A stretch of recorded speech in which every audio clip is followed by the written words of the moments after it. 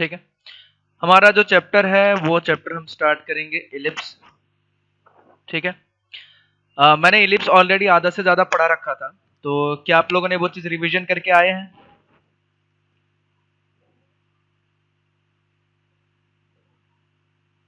अरे बोलिए भाई।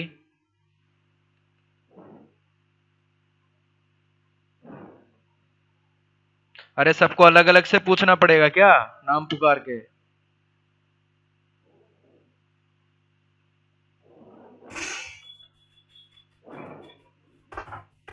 Yes. बहुत बढ़िया।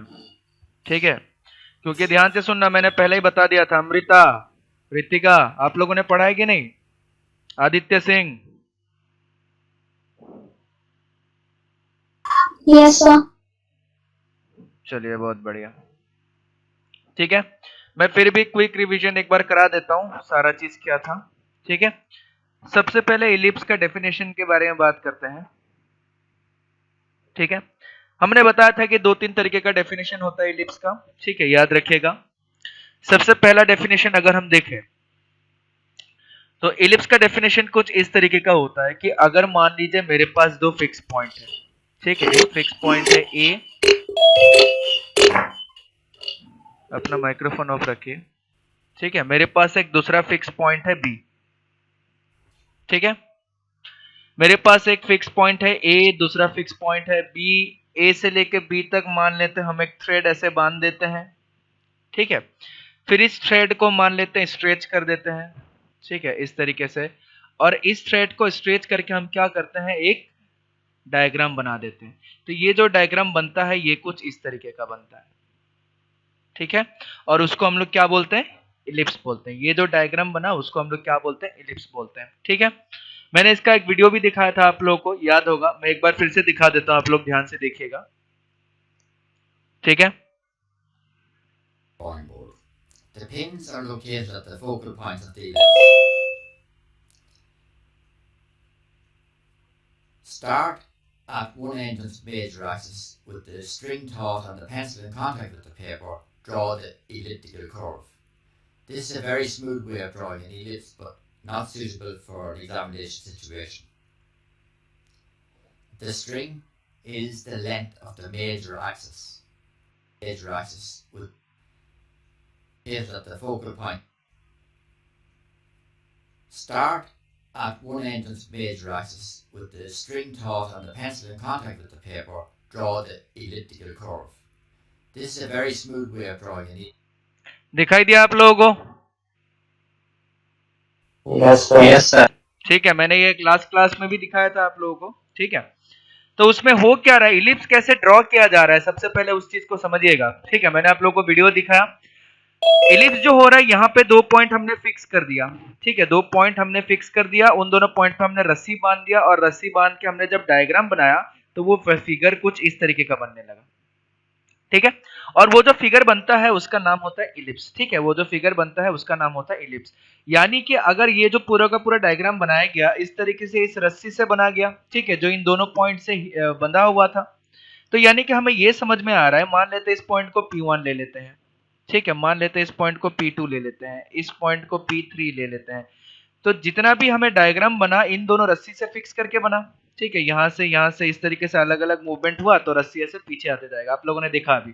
ठीक है, तो उसका मतलब क्या होते जा रहा है कि मैं कुछ भी करूंगा, ये जो डायग्राम जो बनते जा रहा है, इस डायग्राम पे मैं अगर कोई भी पॉइंट ले लूंगा, इस फिगर पे अगर मैं कोई भी पॉइंट ले लूंगा, उसका अगर मैं ए से डिस्टेंस और बी से डिस्टेंस का जो सम होगा वो हमेशा कांस्टेंट होगा।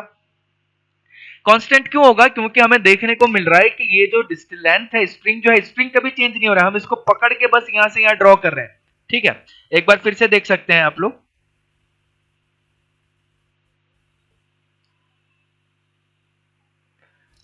ठीक है, देखिए किस तरीके से क्या हो रहा है। ये स्ट्रिंग बंधा हुआ है, स्ट्रिंग को पकड़ के इस तरीके से रोटेट किया गया पूरा का पूरा। ठीक है, फिर इसको ऊपर से लेके इस तरीके से बनाया गया, तो स्ट्रिंग का लेंथ कभी चेंज नहीं हुआ। ठीक है, स्ट्रिंग का जो लेंथ था वो कभी चेंज नहीं हुआ, याद रखिए। यानी कि हो क्या रहा है, स्ट्रिंग को ऐसे पकड़ के यहां से लेके यहां तक, यहां से लेके यहां तक इस तरीके से घुमाया गया। तो इसका मतलब ये जो घुमाया गया इस तरीके से जो फिगर बनता है उस फिगर का नाम क्या होता है? इलिप्स। ये जो ब्लू लाइन दिख रहा है सिर्फ ये ब्लू लाइन इलिप्स है, बाकी कोई भी चीज इलिप्स नहीं है। ठीक है, तो यानी कि ये क्या बन गया? इलिप्स। ठीक है, और ये जो दो फिक्स पॉइंट हमारे पास निकला, इन दोनों फिक्स पॉइंट को हम लोग बोलते हैं फोकस। ठीक है, ये जो दो फिक्स पॉइंट आया, इन दोनों फिक्स पॉइंट का नाम हो जाता है फोकस। ठीक है, यानी कि इलिप्स का अगर पहला हाँ क्या हो गया? शुरू से बढ़ा रहे हैं। हाँ, शुरू से एक बार फास्ट फॉरवर्ड में रिवीजन करा दे रहा हूँ ताकि सारा चीज याद आ जाए। फास्ट फॉरवर्ड में रिवीजन, ठीक है, ताकि अगर कुछ भूल गए हैं तो भी फटाफट याद आ जाए। तो हम लोग आज के क्लास में पूरा का पूरा रिवीजन कर लेंगे फास्ट फॉरवर्ड में जितना हम लोग को पढ़ाया गया था। ठीक है, उसके बाद नेक्स्ट, क्योंकि एक बार रिवीजन कर लेंगे तो कुछ चीज आप लोगों को भी याद आ जाएगा पूरा का पूरा। तो यानी कि पहला जो डेफिनेशन था, पहला डेफिनेशन हम लोगों के पास क्या था कि इसको चलो हम लोग नाम बदल के एक बढ़िया सा नाम रख देते हैं, फोकस वाला नाम रख देते हैं S1। ठीक है, और इसको नाम रख देते हैं S2। तो हमारे पास हो गया PS1 plus PS2 is equal to constant. ठीक है, कहीं पे भी अगर इस तरीके का कंडीशन बन रहा है तो उस कंडीशन पे ये जो पॉइंट को अगर मैं x, y ले लूं, ठीक है, ये अगर जो मूविंग पॉइंट जो मूव करेगा वो क्या बनाएगा? हमेशा इलिप्स बनाएगा। ये हो गया पहला डेफिनेशन था हम लोगों के पास। ठीक है, डेफिनेशन 2। दूसरा डेफिनेशन क्या था? कौन बताएगा दूसरा डेफिनेशन क्या था? Eccentricity less than 1. वो तो डेफिनेशन नहीं, हाँ सॉरी, हाँ वेरी गुड। हमारे पास हम लोग क्या कर रहे थे, इसको अगर हम लोग डायरेक्ट्रिक्स और फोकस के टर्म में डिफाइन करें, ये हमारा डायरेक्ट्रिक्स एक स्ट्रेट लाइन हो जाता है। ठीक है, अगर हम डायरेक्ट्रिक्स, ठीक है, और एक फोकस के टर्म पे डिफाइन करें, कोई भी एक पॉइंट हो गया S अल्फा कोमा बीटा, ठीक है, ये हो गया हमारे पास LX plus My plus n equal to 0। ठीक है, यहाँ पे कोई भी एक मूविंग पॉइंट ले लेते हैं हम लोग P x, y, ये हो गया यहाँ से लेके यहाँ तक डिस्टेंस PM, और ये हो गया हमारे पास PS। ठीक है, जब PS बाई PM जो होता है उसको हम लोग क्या बोलते हैं? एक्सेंट्रिसिटी। और जब ये एक्सेंट्रिसिटी लेस देन 1 होता है तब क्या बनता है? इलिप्स बनता है। ठीक है, तो ये जो फिगर आएगा ये कुछ इस तरीके से बन के आएगा, मैं बता दे रहा हूँ अच्छे से। ठीक है, ये जो पॉइंट मूव करेगा इस कंडीशन में, जो पॉइंट मूव करेगा वो पॉइंट कुछ इस तरीके से मूव करेगा, और इस तरीके से जब मूव करेगा एक एलिप्स का फॉर्मेशन हो जाएगा ऐसे। ठीक है, मैं सही से नहीं बना पा रहा हूँ बट आप लोग समझ जाइएगा। तो ये था दूसरा डेफिनेशन। चलिए बहुत बढ़िया, दूसरा डेफिनेशन याद हो गया। तीसरा डेफिनेशन, और कोई बताएगा कि तीसरा डेफिनेशन क्या था और किस तरीके से हम लोग एलिप्स को और कैसे देख सकते हैं?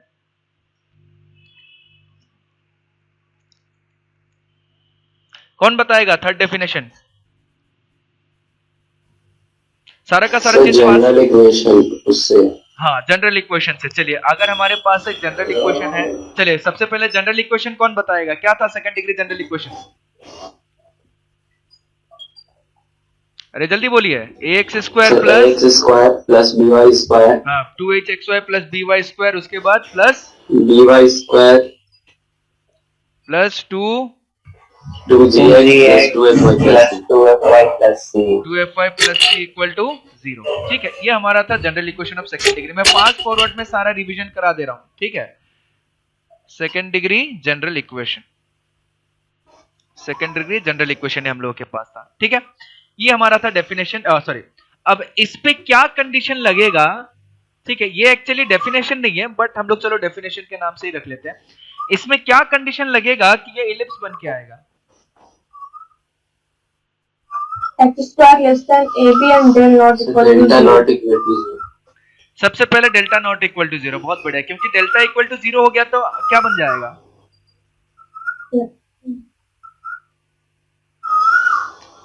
डेल्टा इक्वल टू 0 हो गया तो क्या बन जाएगा? डेल्टा पेयर ऑफ स्फीयर बन है। Pair of straight line. उसके बाद चाहे कोई भी कंडीशन फॉलो करे उससे कोई फर्क नहीं पड़ता, चाहे h square less than ab हो, h square greater than ab हो, h square equal to ab हो, a इक्वल टू b हो, h इक्वल टू 0 हो, उससे कोई फर्क नहीं पड़ता। अगर डेल्टा इक्वल टू 0 हो गया तो बिना कुछ सोचे समझे वो pair of straight line he represent करेगा। चलिए, डेल्टा का वैल्यू क्या था?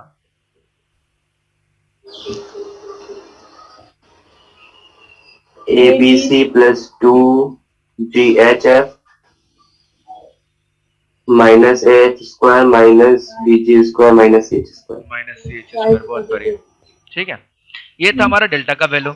अब इलिप्स के कंडीशन के लिए दूसरा कंडीशन क्या होना चाहिए? H square less than H AB. square less than AB. H square less then, H square less than AB. ये हमारे पास होना चाहिए H square less than A B. चलिए बहुत बढ़िया, ठीक है। सर हाँ सर यहाँ पे एक्स वाई और मतलब और एच जो लिखे हैं एफ जो लिखे हैं, वो वाला समझ में नहीं है। ये समझ में नहीं वाली चीज नहीं है बाबू, ये general equation of second degree है। तो सर ये वाला second degree of general equation निकाला कैसे जाता है? जो यहाँ पे जो एक्स का वैल्यू निकाला नहीं जाता है, समझिएगा चीजों को। अगर मेरे से पूछा जाए कोई 1 डिग्री इक्वेशन लिखिए, ठीक है, general equation of second degree in 2 variable है, ठीक है, ध्यान से समझिएगा। अगर मेरे पास वो कोई बोला जाए कि 2 डिग्री का जनरल इक्वेशन लिखिए और 2 वेरिएबल, लोग क्या रखेंगे? तो उसमें एक्स स्क्वायर वाला टर्म होगा, उसमें वाई स्क्वायर वाला टर्म होगा, क्योंकि ये सब 2 डिग्री है। उसमें एक्स वाई वाला टर्म होगा, उसमें एक्स वाला टर्म होगा, उसमें वाई वाला टर्म होगा, उसमें कांस्टेंट टर्म होगा, ठीक है। ये सारे चीजें एकदम स्टार्टिंग में बता दिया गया था जब हम लोग कोऑर्डिनेट ज्योमेट्री स्टार्ट किए थे, ठीक है।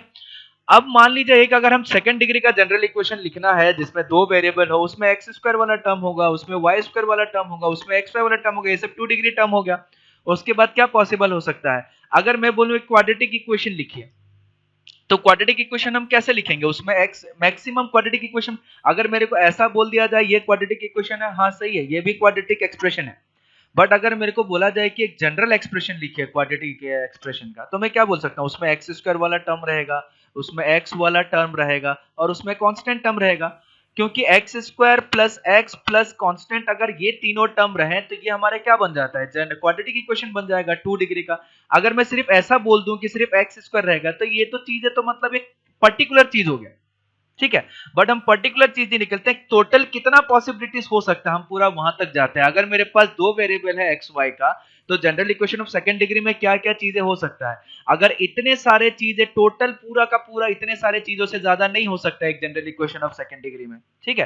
तो इसलिए उसको इस तरीके से लिखते हैं कि एक्स स्क्वायर वाला टर्म है जिसमें ए कांस्टेंट है, 2h कांस्टेंट है, बी कांस्टेंट है, क्योंकि जरूरी थोड़े है कि हमेशा वाई स्क्वायर वाला टर्म भी रहेगा। अगर मेरे को एक general equation of second degree पूछा जाए तो ऐसा भी हो सकता है 5x square plus 6xy minus 7y square minus 2x plus 3y plus 7 equal to 0। इसको हम लोग क्या बोलेंगे? General equation of second degree in 2 variable बोलेंगे, सिंपल सा, क्योंकि इसमें मैक्सिमम डिग्री कितना आ रहा है? मैक्सिमम डिग्री 2 आ रहा है, 2 इसीलिए, ठीक है।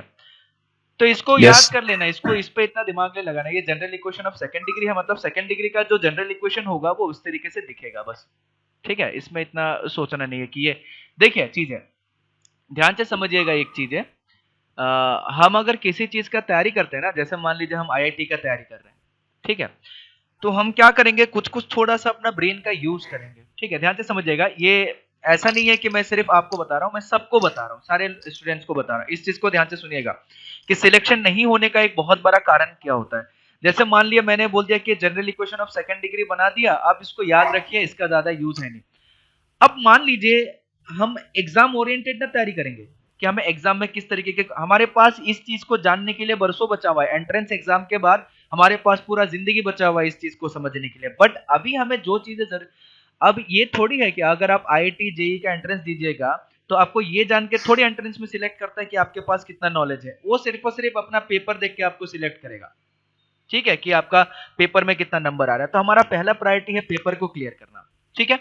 अगर किसी चीज को हम लोग बोलते हैं कि आप लोग इस चीज को याद कर लीजिएगा, अब इस चीज को, क्योंकि इस चीज का यूज होगा आगे।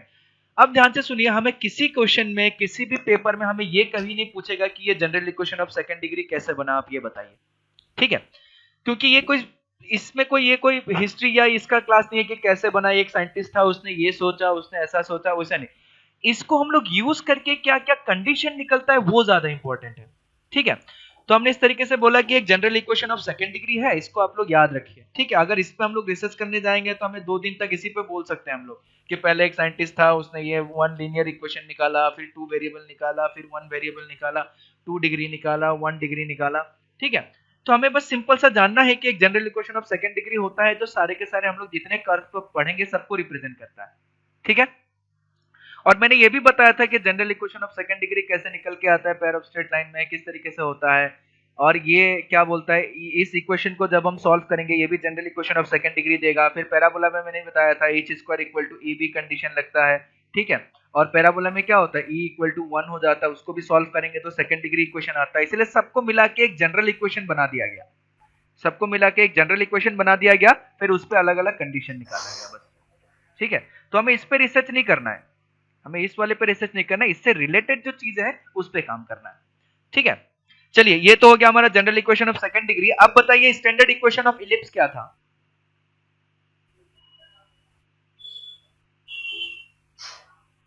स्टैंडर्ड इक्वेशन ऑफ इलिप्स क्या था, अरे बोलिए। x square by a square plus y square by b square is equal to 1. X square by A square plus Y square by B square equal to 1, ठीक है। Standard equation कितना होता था ellipse का, 2. इक्वेशन होता था। तो दूसरा इक्वेशन और पहला इक्वेशन कैसा होगा, दूसरा इक्वेशन कैसा होगा,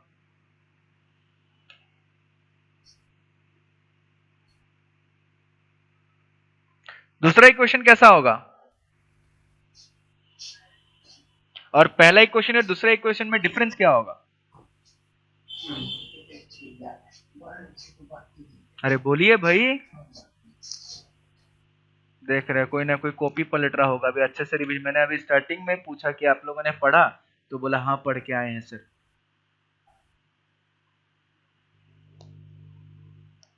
दूसरा वाला इक्वेशन भी यही होगा, X square by A square plus Y square by B square equal to 1। बस डिफरेंस क्या होता है दोनों में, एक में a ग्रेटर देन b होगा, एक में b ग्रेटर देन a होगा। हाँ, एक में a लेस देन b होगा, ठीक है, ये कंडीशन होता है। हाँ। यानी कि हमारे पास दो टाइप का इलिप्स आएगा, एक और स्टैंडर्ड का मतलब हमें क्या समझ में आता है, कभी भी अगर मैं स्टैंडर्ड सर्किल या स्टैंडर्ड पैराबोला या स्टैंडर्ड इलिप्स की बात करूं तो उसमें क्या चीजें कॉमन होता है ये सब में, ऑरिजिन सर। ऑरिजिन और बोलिए, माइनर मेजर एक्स। अरे वो नहीं, मैं स्टैंडर्ड की बात कर रहा हूँ, सब में माइनर मेजर एक्सिस थोड़े आएगा। जब भी मैं स्टैंडर्ड वर्ड यूज करता हूं तो उसमें क्या चीजें हमें कॉमन दिखता है,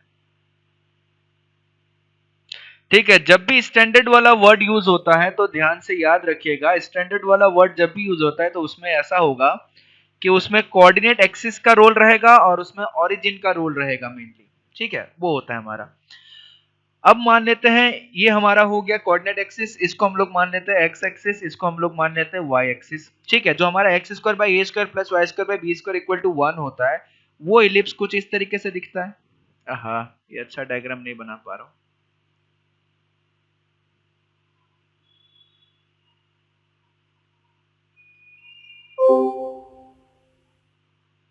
हाँ बढ़िया इलिप्स बन गया, ठीक है।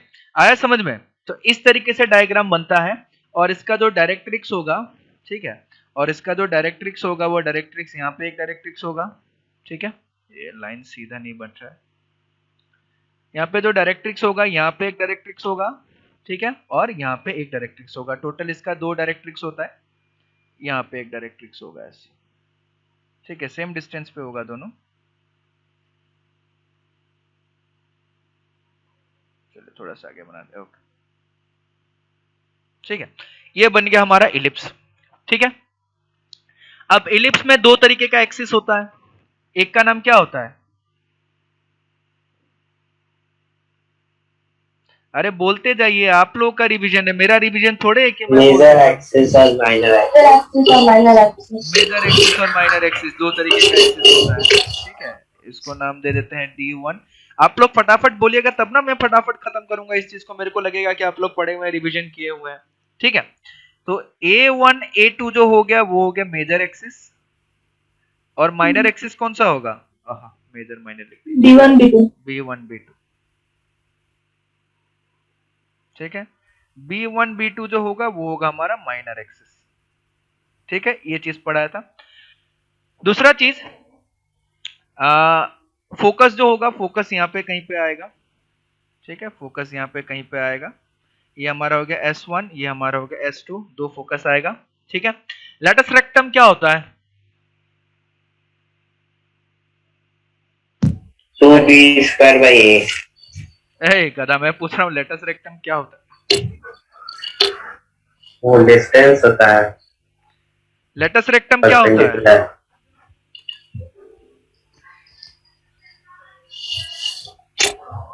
चिकन को साफ करके लेके आ, सिर्फ चावल लेके आ, चिकन नहीं। हाँ। सर फोकस से जो लाइन पास करता है वो परपेंडिकुलर डिस्टेंस। ए भगवान, मैंने क्या पढ़ाया आज तक? पैराबोला में हमने देखा कि क्या होता है लेटस रेक्टम, एलिप्स भी मैंने पढ़ा है क्या होता है लेटस रेक्टम। अब जल्दी बताइए क्या होता है?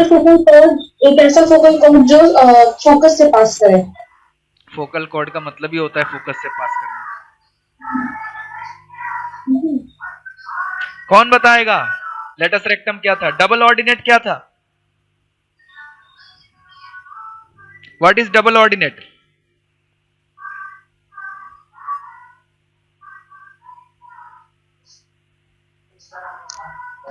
देख रहा है अभी, झूठ मूठ का इतना समय लग रहा है। लाइन जो परपेंडिकुलर हो एक्सिस से और वो फोकस पास है।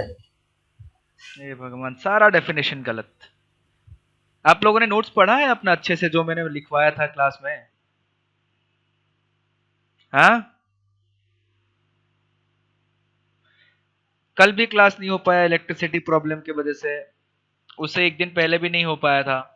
तो कम से कम इतना समय मिला है, मैंने मैसेज में बार बार लिख के दिया है कि कोऑर्डिनेट ज्योमेट्री को रिवीजन कीजिएगा, रिवीजन कीजिएगा। आप लोगों को समझ में आता ही नहीं है। और मैंने कितनी बार बोला है कि छोटे छोटे चीजों पे क्वेश्चन पूछेगा, आप लोग अभी हीरो बनिएगा, एग्जाम में जाके वही लिख के आ जाइएगा।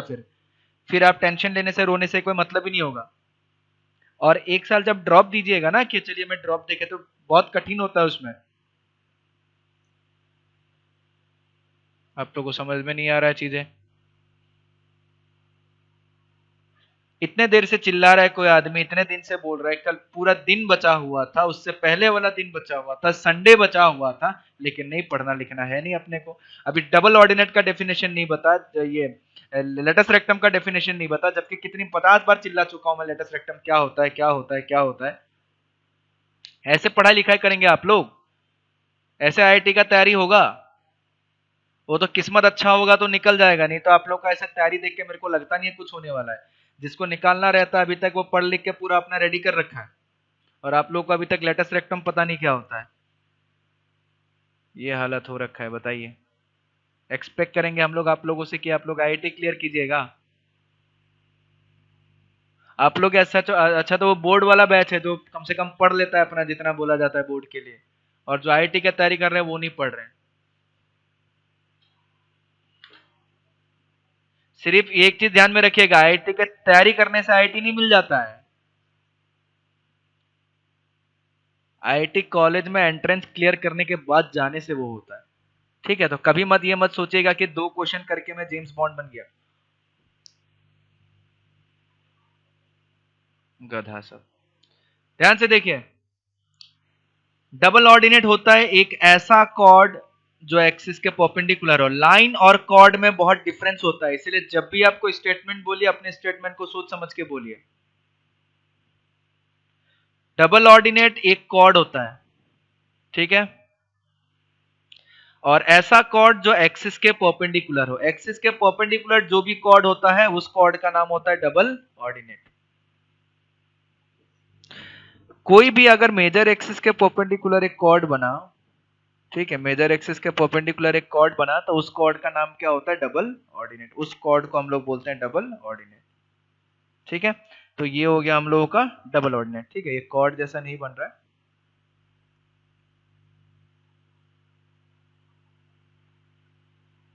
ये हो गया हमारा डबल ऑर्डिनेट, जो एक्सिस के क्या हो? मेजर एक्सिस के परपेंडिकुलर हो, ठीक है? मान लेते हैं इसको नाम रख देते हैं P1 P2। अब कुछ थोड़ा बहुत याद आया डबल ऑर्डिनेट क्या होता है? अरे कम से कम ये सर नो बोलिए।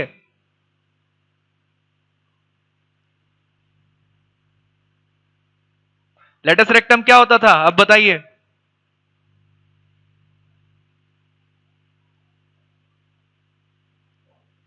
अरे जल्दी बोलिए, लेटस रेक्टम क्या होता था?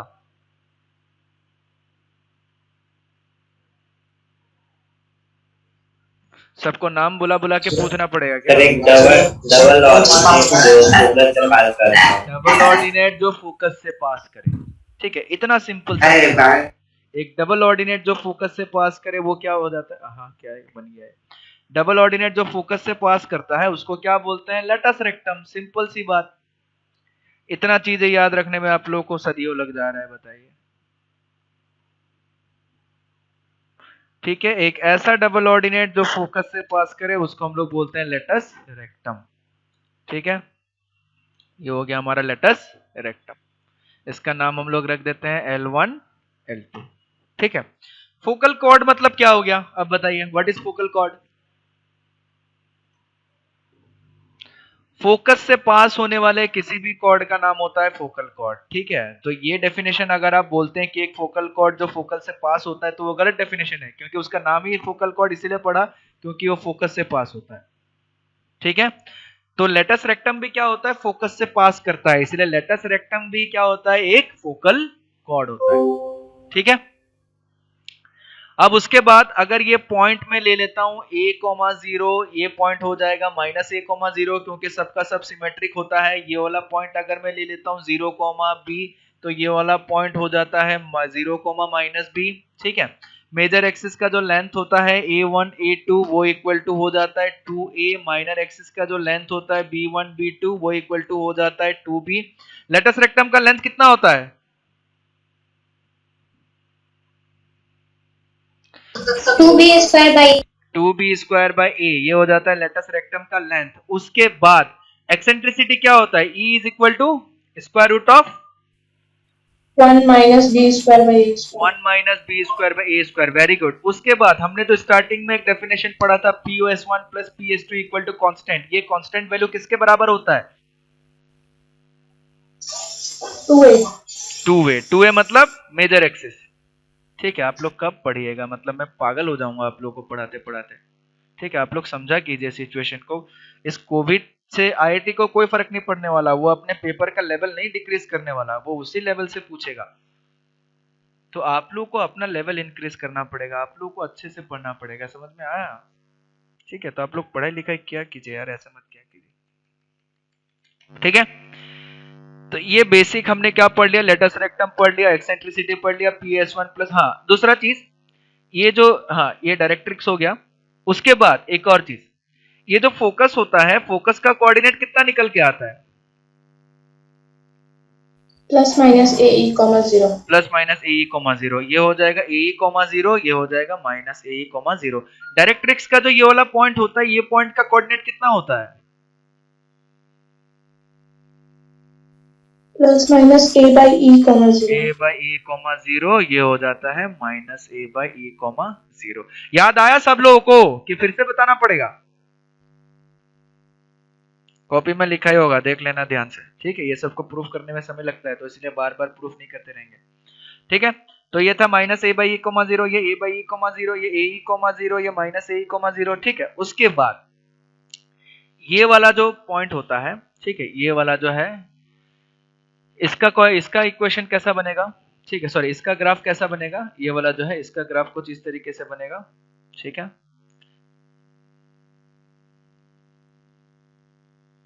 ये वाला ग्राफ जो है ये कुछ इस तरीके का बनेगा।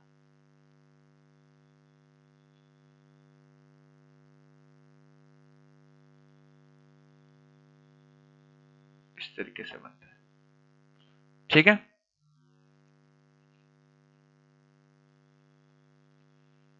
अच्छा नहीं बन रहा है।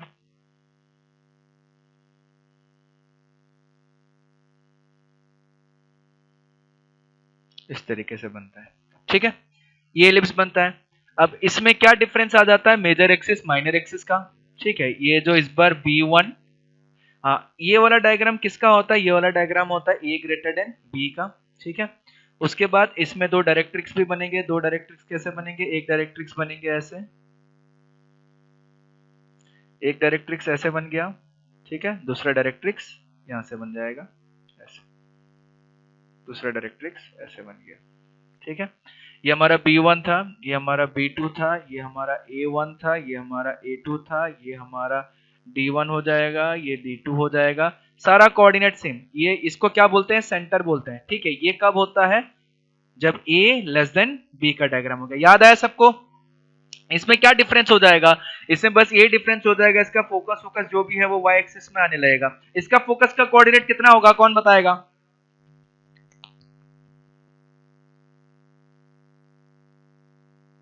इसका फोकस का कोऑर्डिनेट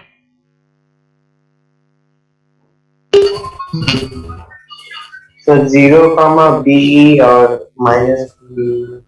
BE, ठीक है, 0, और 0, ठीक है। तो चलिए ये तो सारा चीजें सेम है, तो ये अपने कॉपी में आप देख लीजिएगा तो आपको समझ में आ जाएगा। ये था दूसरा चीज, एक और इंपॉर्टेंट चीज, बहुत इंपॉर्टेंट चीज मैंने बताया था। उसके बाद हम क्या करते हैं, ट्रांसफॉर्मेशन। ट्रांसफॉर्मेशन का मतलब क्या होगा, शिफ्टिंग, ठीक है। उसके बाद एक बहुत ही बढ़िया चीज आता है, शिफ्टिंग। शिफ्टिंग क्या होता है, ध्यान से देखिएगा, शिफ्टिंग का क्या खेला था। मान लेते हैं इसी पैराबोला को ले लेते हैं, चलिए बना ही लेते हैं।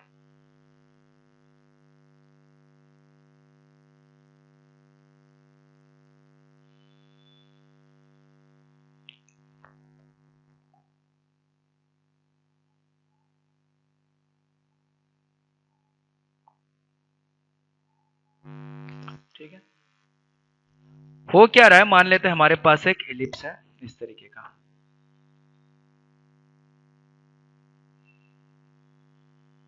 ठीक है। हमारे पास एक एलिप्स है, इसका इक्वेशन हो गया x² plus y² equal to 1, ठीक है।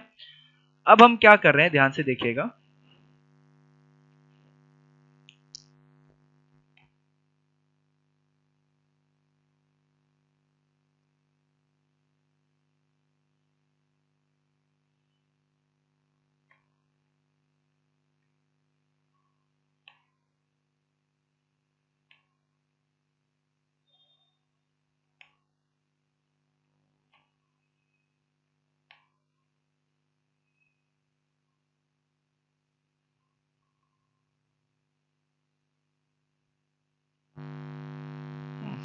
चलिए इसको ड्रॉ कर देते हैं, ठीक है। अब मान लेते हैं इसी जो भी हमारा इलिप्स दिया गया था, इसी इलिप्स को हम लोग क्या करते हैं, हम थोड़ा सा उठा के मान लेते हैं यहाँ पे बन जाता है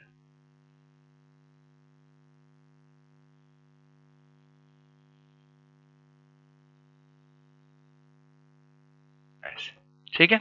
आया समझ में? पहले मान लेते हैं हमारा सेंटर था 0, अब जो इलिप्स का सेंटर बन गया वो h, हमने इलिप्स को क्या कर दिया, शिफ्ट कर दिया। पहले इलिप्स ऐसा दिखता था, ये हमारा कोऑर्डिनेट एक्सिस था x और y, ये अभी भी हमारा x और y है, बट इलिप्स को यहां से जो था यहां से उठा के हम लोग क्या ले गए, थोड़ा सा शिफ्ट कर दिए गए। तो इस इलिप्स का इक्वेशन क्या होगा, ये तो इस x माइनस h का whole square by a square, फिर प्लस y माइनस k का होल स्क्वायर। हाँ, आप लोग का वीडियो बंद हो जाता है तो फिर से स्टार्ट कीजिएगा, y माइनस k का whole square by b square equal to 1। ये आया समझ में? ये रोटेशन करने से नहीं होगा, एग्जैक्टली जैसा इलिप्स है वैसा ही उठा के अगर मैं दूसरी तरफ रख दूं तब ये कंडीशन सेटिस्फाई करेगा, अदरवाइज ये कंडीशन सेटिस्फाई नहीं करेगा, ठीक है। ये भी चीज याद रखिएगा। ये इक्वेशन कब बनता है, अब चलिए इसमें जो भी इक्वेशन अगर ऐसा शिफ्टिंग होता है, ठीक है, अगर ऐसा शिफ्टिंग होता है तो मैंने दो चीजें बताया था कि इक्वेशन के साथ क्या करना है और पॉइंट्स के साथ क्या करना है, ठीक है। तो अगर ये हम शिफ्टिंग कर देते हैं, मान लेते हैं 0,0 हमारा ओरिजिन था, 0,0 से ओरिजिन जो था 0,0 से कहां पे शिफ्ट हो गया, h, k पे शिफ्ट हो गया। इसका सेंटर पहले 0,0 था, अब सेंटर क्या आ गया, h, k आ गया।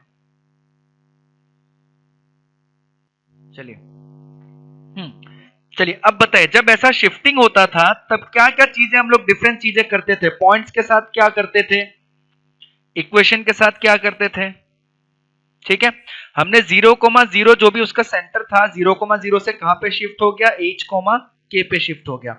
तो इक्वेशन के साथ हम h, k को क्या करेंगे, सब्ट्रैक्ट करेंगे और पॉइंट्स के साथ ऐड करेंगे। बहुत बढ़िया। इक्वेशन के साथ हम क्या करेंगे, सब्ट्रैक्ट कर देंगे। जो भी एक्स कोऑर्डिनेट था उसको एक्स के साथ सब्ट्रैक्ट कर, जो भी इसका एक्स कोऑर्डिनेट है उसके साथ सब्ट्रैक्ट कर देंगे, और जो भी पॉइंट था पॉइंट के साथ ऐड कर देंगे। इक्वेशन के साथ क्या हो जाएगा, सब्ट्रैक्ट हो जाएगा। याद आया सबको?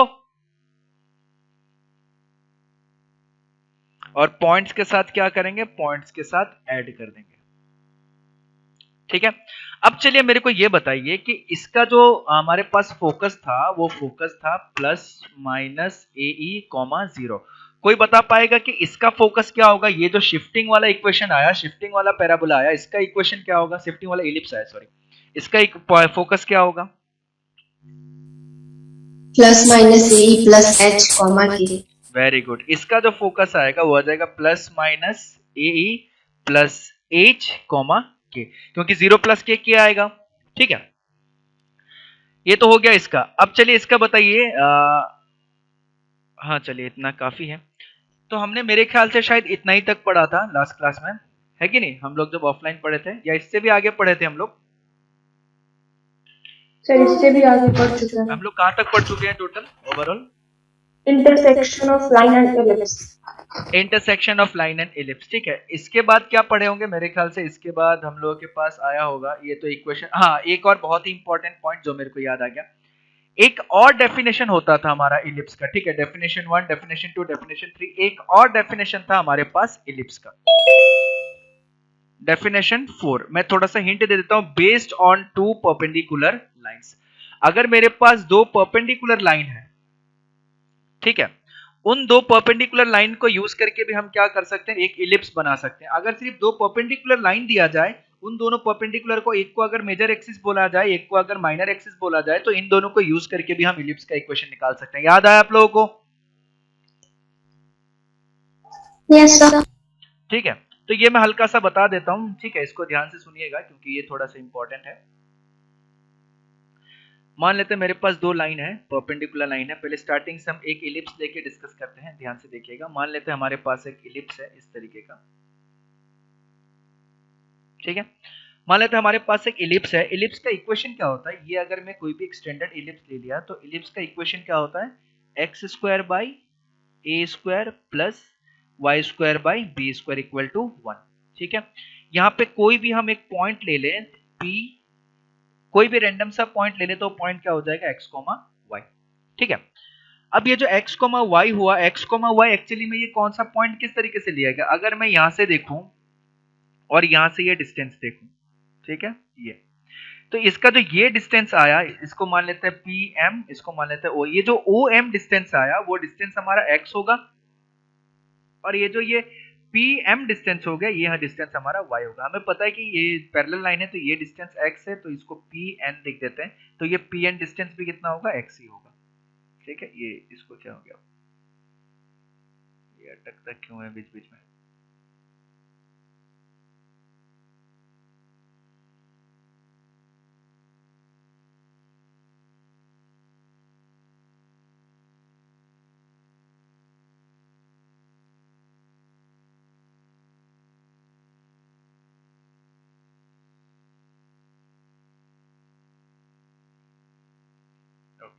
दिख रहा है आप लोगों को स्क्रीन?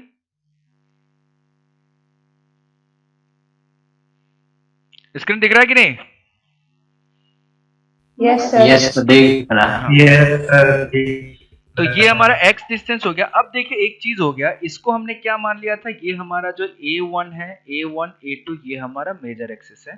ठीक है, और ये B1, B2 हमारा माइनर एक्सिस है।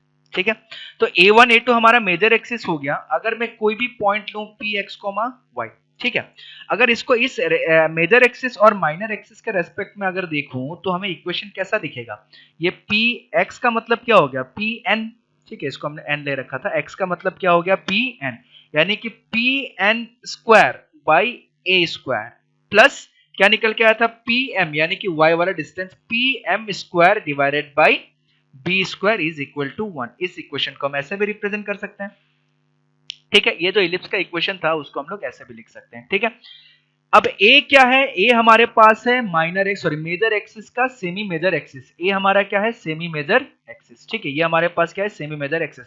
तो इसको हम लोग ऐसे भी लिख सकते हैं P N square by semi major axis, S M A लिख देता हूँ, सेमी मेजर एक्सिस का square plus P M square by semi minor axis, semi minor axis मैंने ऐसा लिख दिया उसका स्क्वायर इक्वल टू 1, ये होना चाहिए मेनली। ठीक है, अब देखेंगे अगर हम x वाला डिस्टेंस ले रहे हैं, ध्यान से देखिएगा x वाला डिस्टेंस मतलब क्या है, माइनर एक्सिस से डिस्टेंस x जो डिस्टेंस है, OM जो डिस्टेंस है, ये इस P पॉइंट का, ये y गलती से लिखा क्या, ये x, ये जो x वाला डिस्टेंस है वो कहां से डिस्टेंस है, वो माइनर एक्सिस से डिस्टेंस है। ध्यान से ऑब्जर्व कीजिए, जब हम माइनर एक्सिस से डिस्टेंस लेंगे तो उसके नीचे सेमी मेजर एक्सिस होगा, उल्टा जब हम माइनर एक्सिस से डिस्टेंस लेंगे तो उसके नीचे सेमी मेजर एक्सिस होगा, जब हम मेजर एक्सिस से डिस्टेंस लेंगे दैट मींस pm, तो उसके नीचे उल्टा होगा कि सेमी माइनर एक्सिस का लेंथ होगा दिस वन। ठीक है, तो बस इसी तरीके से अगर मेरे पास कोई भी दो परपेंडिकुलर लाइन दे दिया जाए, कोई भी दो परपेंडिकुलर लाइन दे दिया जाए और उन दोनों परपेंडिकुलर लाइन के रिस्पेक्ट में अगर मुझे पूछा जाए कि इलिप्स का इक्वेशन क्या होगा, ठीक है, मान लेते हैं कोई भी रैंडम सा दो लाइन दे दिया जाए परपेंडिकुलर लाइन इस तरीके से, ठीक है, ये मान लिया हमारा एक लाइन है, ये मान लिया हमारा दूसरा लाइन है, और हमें बोल दिया जाए कि इसमें से जो ये वाला लाइन है ये मेजर एक्सिस है, ठीक है, और उसमें जो ये वाला लाइन होगा वो होगा minor axis.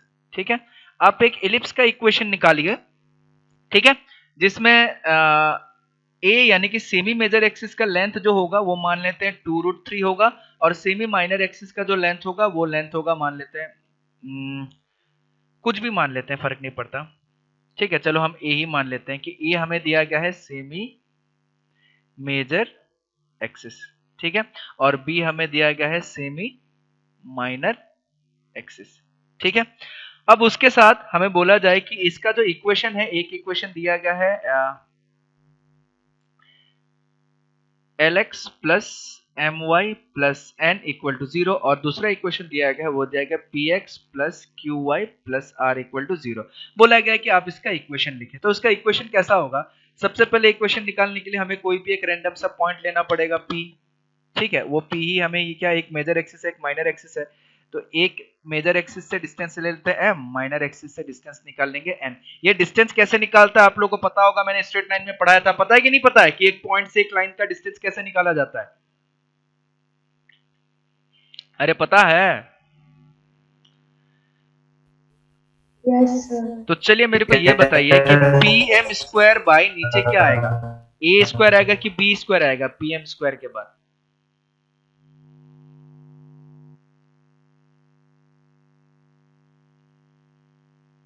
pm square plus p n square equal to 1।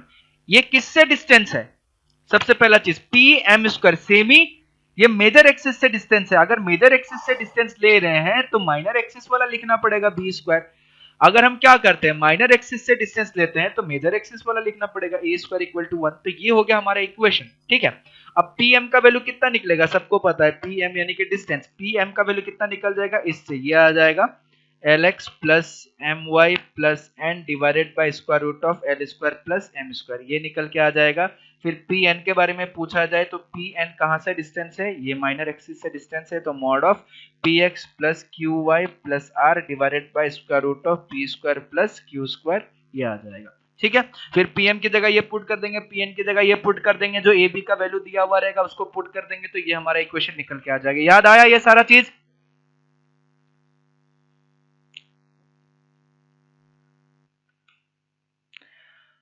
इसके बाद हम लोगों ने पढ़ा था इंटरसेक्शन ऑफ लाइन वाला। ठीक है, इसके बाद हम लोगों ने पढ़ा था इंटरसेक्शन ऑफ लाइंस वाला। एक इलिप्स और लाइन के बीच में कितना कंडीशन बन सकता है,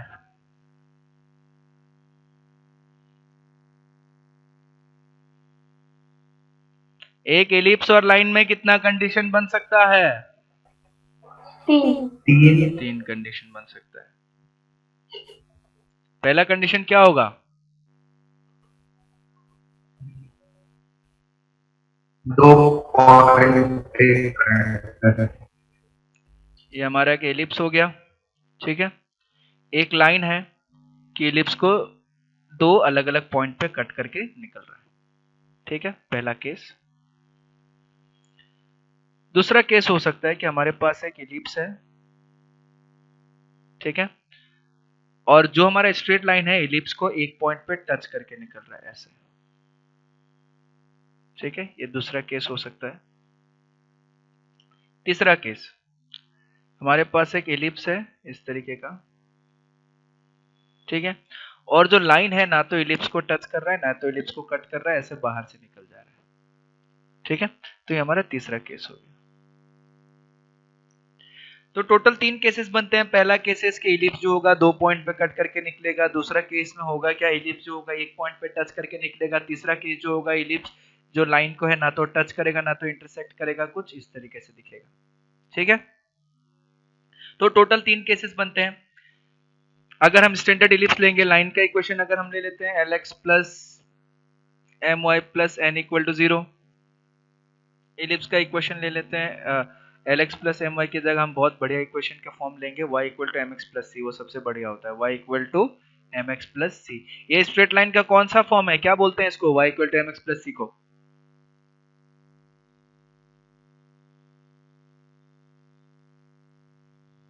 अरे बोलिए।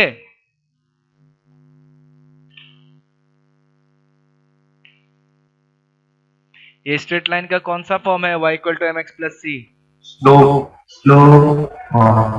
स्लोप फॉर्म है ये, गधो। स्लोप फॉर्म नाम से कुछ होता था? जो भी मन में आए।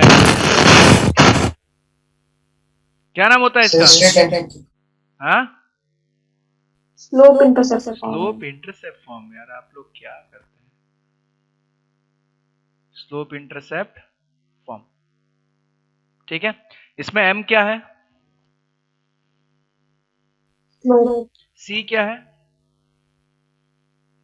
इंटरसेप्ट गलत, c क्या है, c क्या है इसमें, इंटरसेप्ट गलत है। c क्या है इसमें, डिस्टेंस है, कांस्टेंट वैल्यू। c क्या चीज है,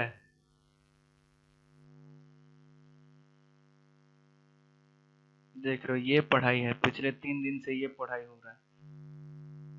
अपने आप से अपने मन से पूछिए कि आप लोग मन लगा के पढ़ रहे हैं या ऐसे ऊपरी ऊपरी बुक देख के बस खुश हो रहे हैं। एग्जाम में सबको पता चलेगा, ये चीज याद रखिएगा। एग्जामिनर आपके हिसाब से पेपर नहीं बनाता है कि इसने 2 टॉपिक नहीं पढ़ा है तो ये 2 टॉपिक नहीं डालेंगे एग्जाम में।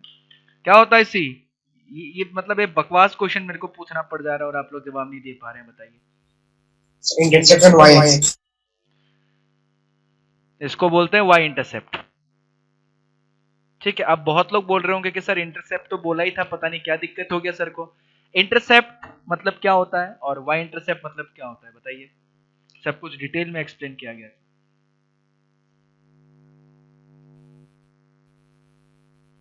इंटरसेप्ट मतलब क्या होता है,